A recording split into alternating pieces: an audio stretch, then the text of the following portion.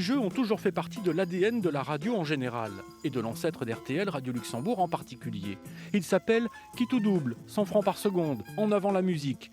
Certains passeront à la postérité, c'est le cas du Qui tout double, ou encore d'un jeu dont le nom ne vous dira peut-être pas grand-chose, le Tirlipote, mais qui a connu une autre vie à la télé sous le nom du Schmilblick. C'est-à-dire un objet dont vous devez trouver ou l'utilisation ou le nom très exact. Le Tirlipote a été créé sur Radio Luxembourg par Jacques Antoine. Le principe, trouver un mot caché. Le Tirlipote. Alors un tirlipote sur lequel je ne veux plus faire de commentaires puisque nous sommes tout à fait désappointés par la carrière extraordinaire de ce verbe qu'il s'agit de trouver. On n'y est pas encore parvenu. À l'animation, Jacques Bénétin. Bonjour Madame Fournier. Boire plus que de raison et tirlipoter, s'il vous plaît. Boire plus que de raison, Madame, n'est pas la définition exacte du tirlipote, mais disons qu'il y a un rapport. Un autre jeu va faire sensation, musical celui-ci, le crochet radiophonique, ni plus ni moins que l'ancêtre de The Voice. Amis auditeurs, mesdames, mesdemoiselles, messieurs, ce jeune homme, et je tiens à le signaler, n'a que 16 ans et demi.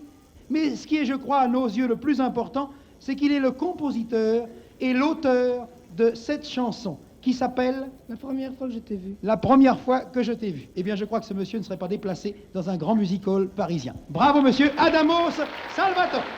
Les concepts sont français ou pas. C'est ainsi qu'un autre jeu, ancêtre de celui d'Arthur à la télé, la Dream Company, ou Rêve d'un jour, débarque un jour de 1949 sur les antennes de Radio Luxembourg. Mesdames, mesdemoiselles, voulez-vous devenir reine d'un jour ?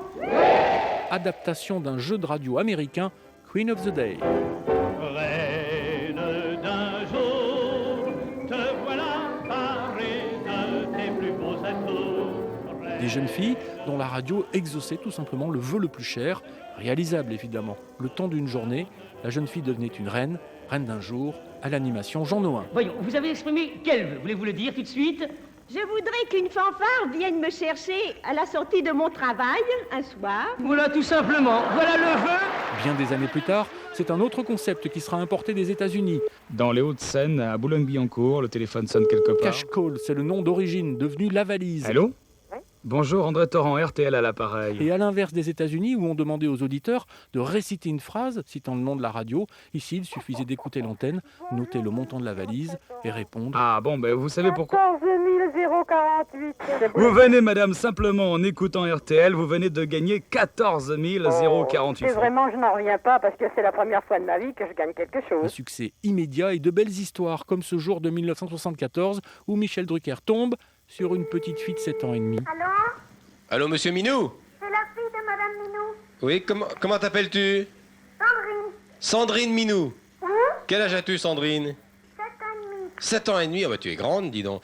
Sandrine, c'est Michel Drucker, Frédéric François et toute l'équipe d'RTL qui t'appelle. Ta maman n'est pas là ? Non. Tu es toute seule à la maison ? Oui. À la Chapelle-sur-Aide, en Loire-Atlantique, c'est ça ? Oui. Est-ce que tu écoutes la radio ce matin, Sandrine ? Oui. Est-ce que tu as noté le montant de la valise ? Oui. Vas-y. 11 427 francs. Oh ! C'est la plus jeune gagnante. Soit un peu plus de 1300 €. L'histoire ne dit pas si la petite fille put récupérer cette somme pour la mettre dans sa tirelire.